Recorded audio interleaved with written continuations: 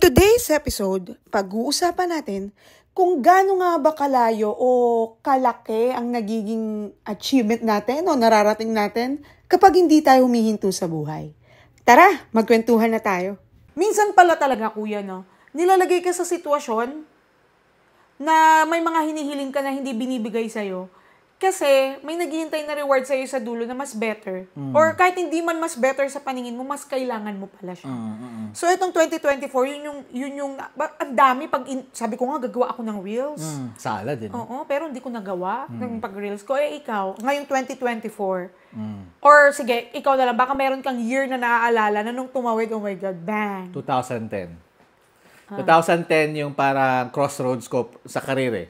Ito yung time na ang kita ko pa lang sa trabaho, 16,000 a month. Tapos, before tax yun taxable pa dati yung mga 16,000 a month eh. Wow, grabe. Ngayon hindi pangkain mo lang. Wala tayong ganun. Buti pa nung 16,000 ang sahod mo, may McDo pag sahod. yung ano ba, si Jeline, sa liit eh, bibitin ako niyan. Lagot ka, Tapos, 2010, kasi I was at a crossroad sa career ko noon. Kasi, ang hina ng kita, tapos, walang growth ba? Walang promotion. Tapos, yung pinakasampal sa mukha ko talaga, yung nag-apply ako sa trainer. Ang galing-galing ko daw sa interview, saka sa demo, yung training demo, sang tinanggap, fresh grad. I mean, nothing against naman sa mga fresh. Oo, pero pero kasi galing kasi siya sa magandang school. Hindi ko nga alam ba't doon siya nagtrabaho, pero sige, so be it. Pero, yun yung tinanggap eh. Yun yung tinanggap. Sobrang naasar ko nung taon na yun. Tapos, I was already at a crossroad, walang growth opportunity, doing the same thing on and again. Tapos, yung 2011 yung nag-kickstart ng lahat ng mga positive things. I'm not gonna discount the fact na from 2011 to 2024, hindi siya good things lahat. Maraming awful things, evil things. You know this, diba? Pero 2011 yung nag-kickstart ng lahat ng possibilities for me, for professionally for myself, for the family, yung future ko, nung natanggap ako dun sa current employer ko. At kala mo ba kung kailan ako natanggap nun? Nung birthday ko. Oo nga pala. Asan na ba yung size 10 ko? Ang dami mo nang kinita, pero wala pa nakakarating. Hindi. Yun yung ano. Pero, I've had parang, I can only cite yung 2010 to 2011. Meron din akong 24. Hindi. Pandemic, actually. 2020 to 2021. Yun yung evil bad thing. I won't elaborate further. Pero yun yung yun talaga yung biggest loss ko in my personal life. So parang, 2020, hindi ko alam kung paano ako magkukross ng 2021. Parang I don't have an idea if may 2021 pa ako. Pero noong 2021 na yun, marami din nangyari sa akin professionally na maganda na nag-kickstart ng further growth for me. Oo. 2023 yung next na growth. Hindi ako nag-2021 na may dumating na sobrang bongga. Pero 2021 yung nag-start ako maging apprentice. So, under ako sa guidance ng VP namin. Tapos binigyan niya ako ng opportunity mag-act like an AVP, humawak ng mga team. In time for 2 years, ready na ako, na-promote ako. So, maraming examples eh. Pero, when I look back, parang, and I think I can ask this question to you, no?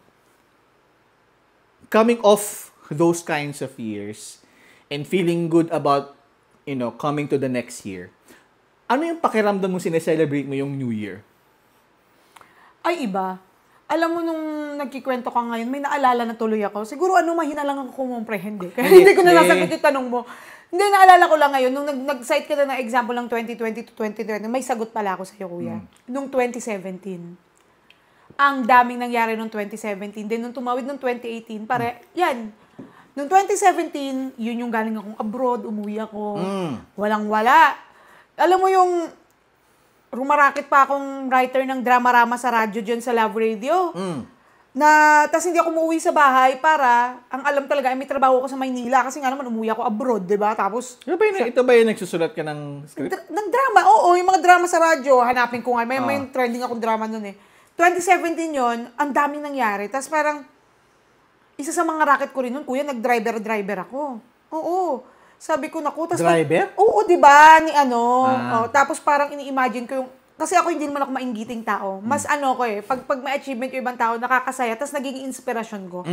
Ini-imagine ko na sabi ko, what if kaya nung ako din may ganyang sweldo kada araw?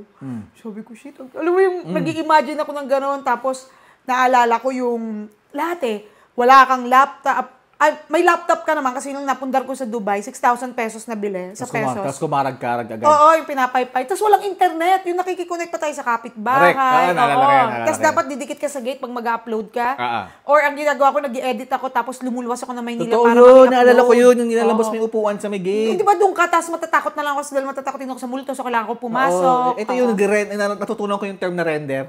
Ayun, nagre-render. Yung iiwanan ko siya doon. Tapos basta mga ganon. Then, come 2018, nag-start na ako di ba 2017, ang dami nagbago nag-vlog, ang dami nangyari. 2018, yun yung pinatawag ako sa work ko ngayon.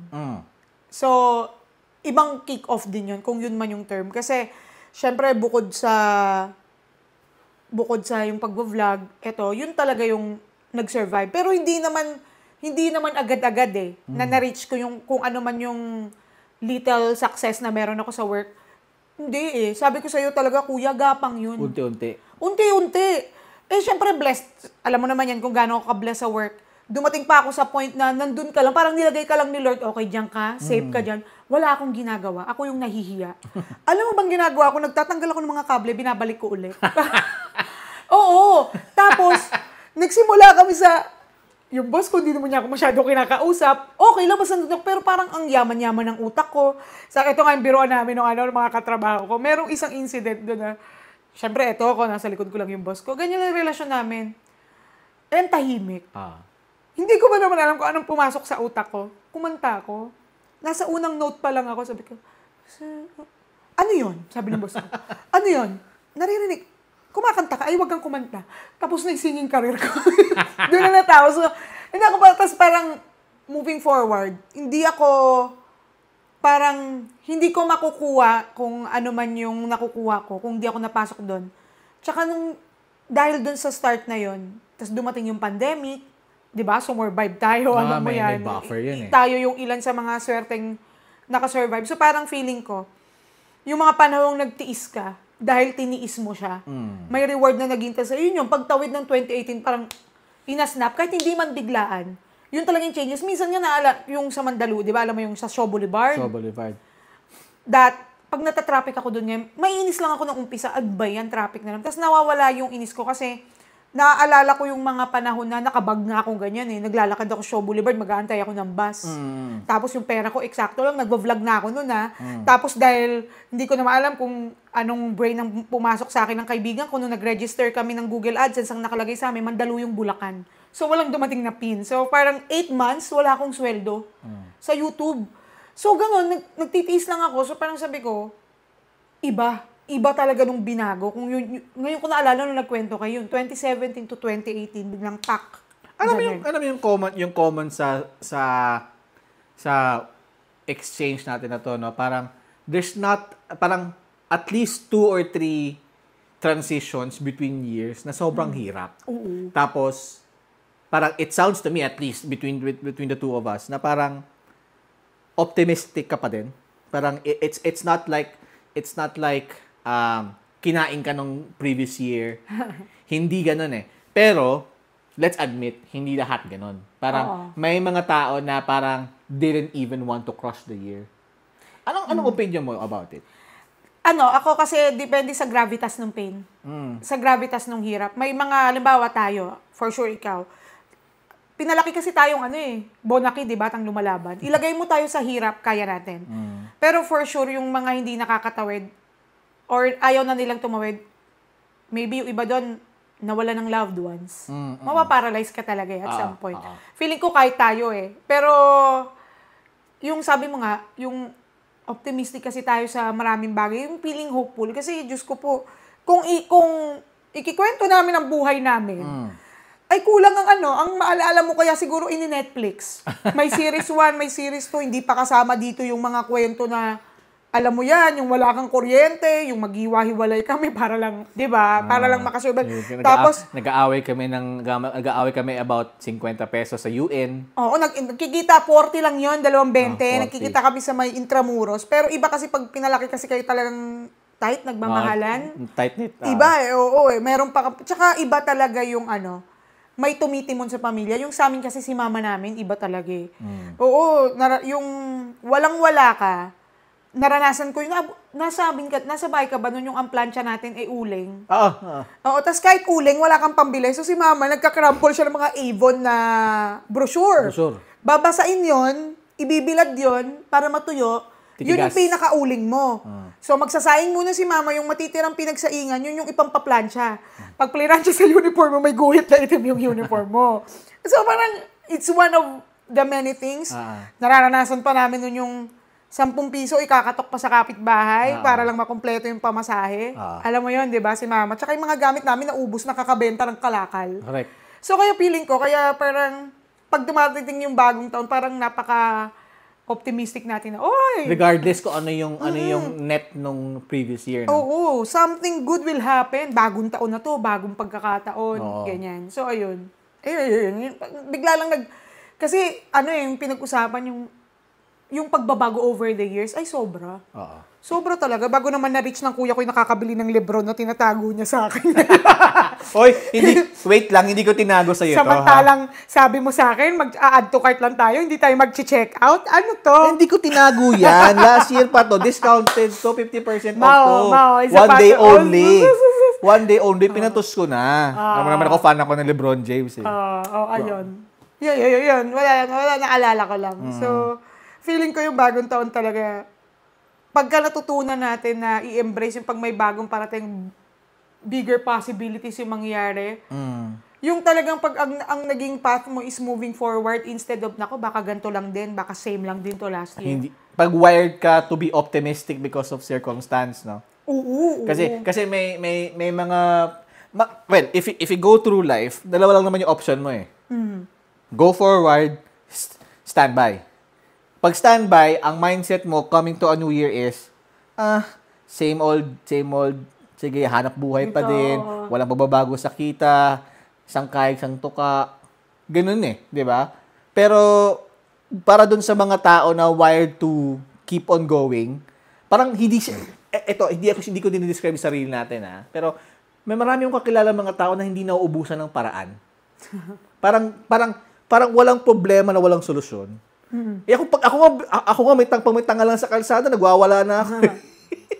Pero ito sila, grabe yung parang yung organization of thought nila na parang hindi, may paraan pa yan, hindi pwede. Parang to a good extent ikaw 'yan eh.